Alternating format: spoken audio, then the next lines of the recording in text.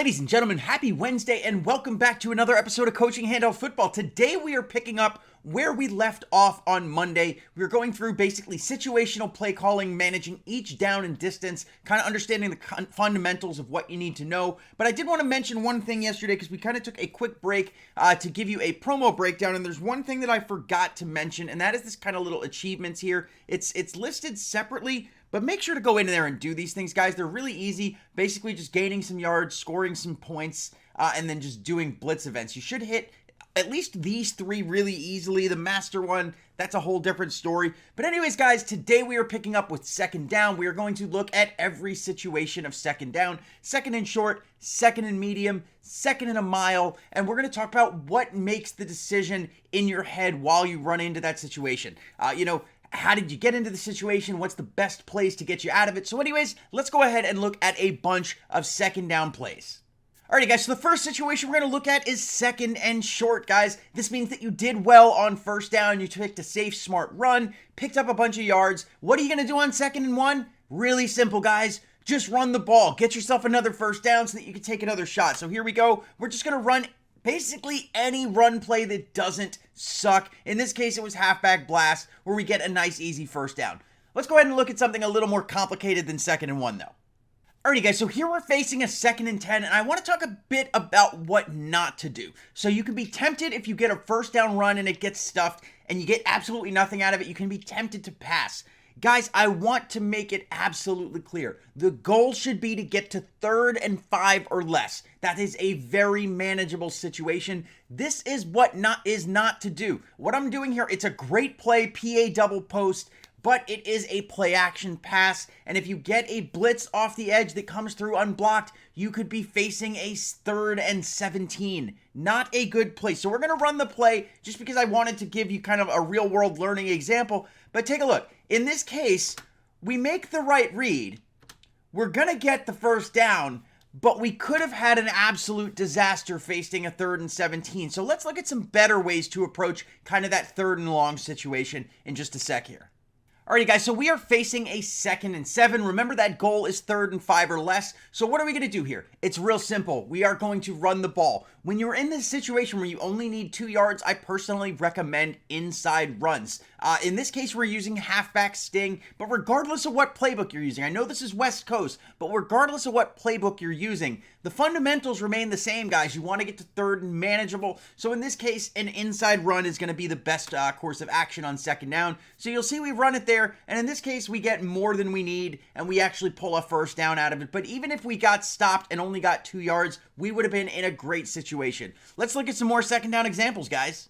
Alrighty guys, so we are at 2nd and a mile. This means things did not go well on the first play. It means you weren't really listening to the idea of run first, that you took some kind of pass play and ended up taking a 7-yard sack on it. At this point, guys, we're trying to get to 3rd and 5 or less, so we need 12 yards off of this play. That is never a guarantee. So what I want to see you guys doing in this situation is you have to take on the risk, but use one of your best money plays. In this case, PA slot crosses. You've got a great crossing route to both the slot receiver and the tight end, as well as an option to scramble on the play. So let's go ahead and run it here, see if we can get those 12 yards back. Again, you could be facing a bad situation, because let's say right now we had a blitz coming in and we got hit. We would be facing 3rd and 25 right here, which is an absolute nightmare. However, we are going to look at it here and we are going to say, you know what? Someone's getting open. In this case, it's the tight end. He's wide open, got some yards to run after the catch, and we are able to convert, getting ourselves out of a bad situation.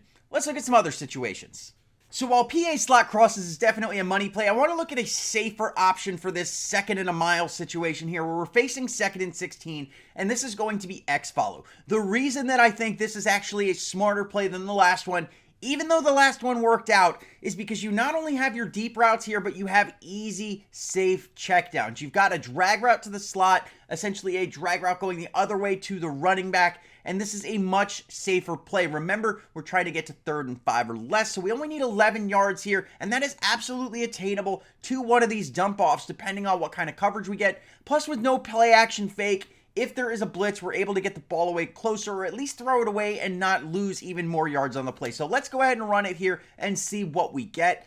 So there we go. And what do we see? All right, so our deep routes are not in the best situation. We've got decent coverage there. However, I see there is a soft cushion from their linebackers kind of backing it up. So I know that those drag routes are going to get me some yards. So as we run it here, I'm going to hit that drag route there, and look what we get.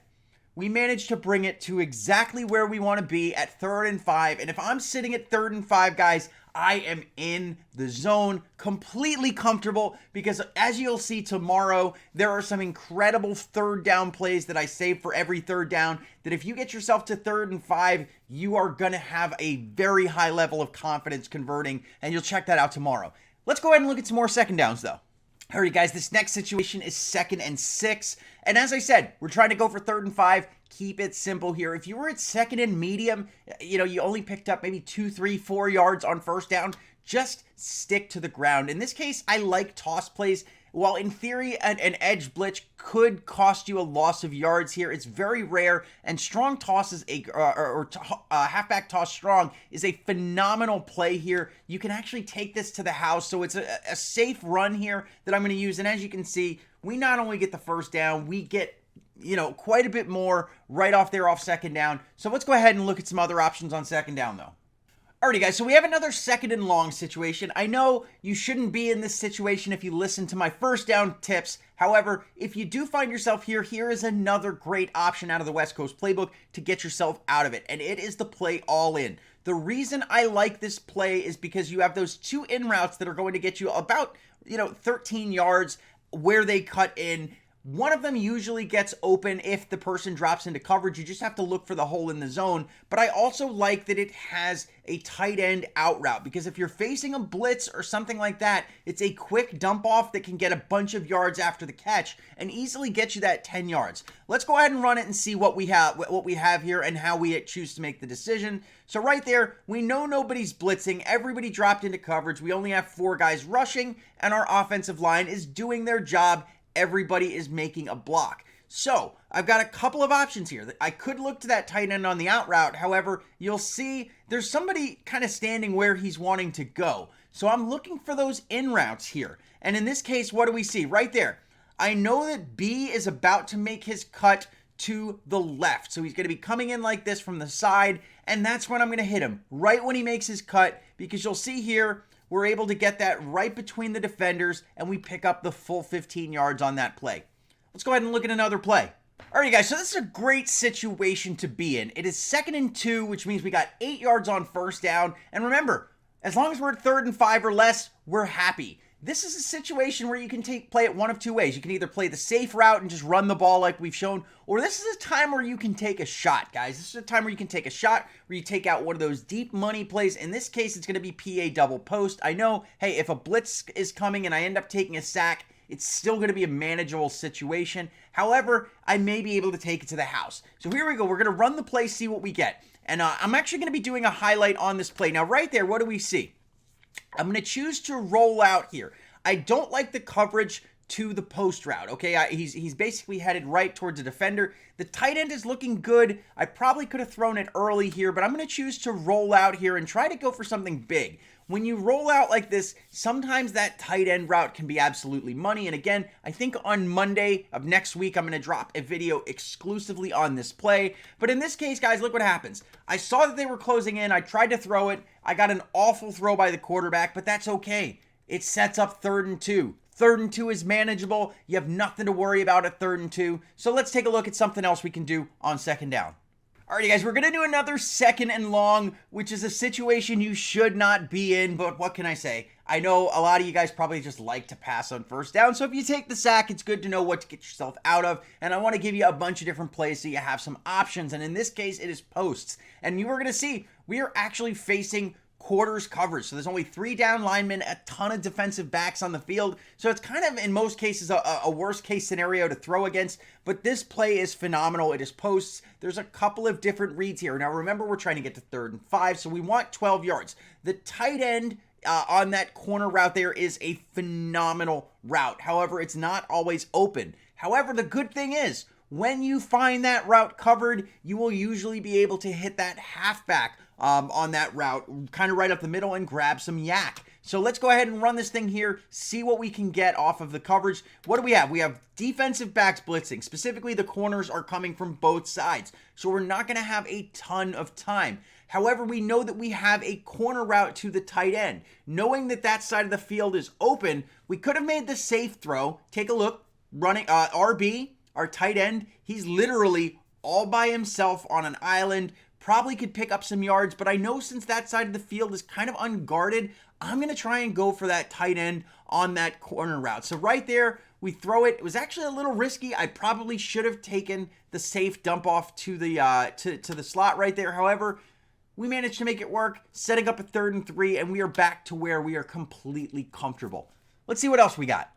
Alrighty guys, so this is going to be the last play of today that we're going to talk about, and the play is tight end out. I like this in a 2nd and 5 or less situation, or, even a little longer if it was like 2nd and, say, 8, because remember, we're trying to get to 3rd and 5 or less. What we have here is a couple of phenomenal options, specifically a really nasty tight end out route that basically just goes out about 5 or 6 yards, cuts to the right, and you can usually hit that for a safe, easy pickup. You also have an angle route to the running back. Angle routes to running backs are phenomenal in this game, and I don't recommend sleeping on them.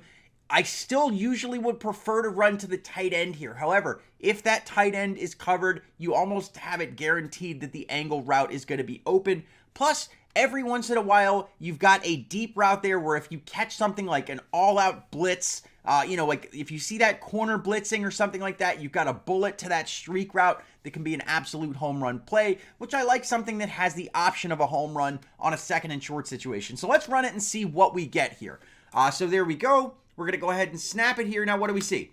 We didn't get the corner blitzing, so we're not even going to worry about that deep route to B. However, we see that the tight end is about to make his cut to the outside, and that's where we're just going to hit him. And look at that. We get not only the 4 yards we needed, but probably an extra 6 yards for a full 10-yard gain. And I'm going to stop it there, guys. So remember, at the end of the day, on 1st down, we're just trying to run the ball. 2nd down, it depends on your situation. If you're at 2nd and short, you've got 2 options. You can play it safe and just take a nice, easy inside run, get back to 1st down and recycle the rules of 1st down. Or you can take a shot. This is where you want to go with a safe money play. You don't want to knock yourself back to beyond 3rd and 5. If you're at 2nd and medium, you've got a lot of options, guys. Safe short throws, inside runs, things like that. But if you have questions, if you have different favorite plays on 2nd down, leave them in the comments down below. I do read all my comments. I do try to respond to as many as I possibly can.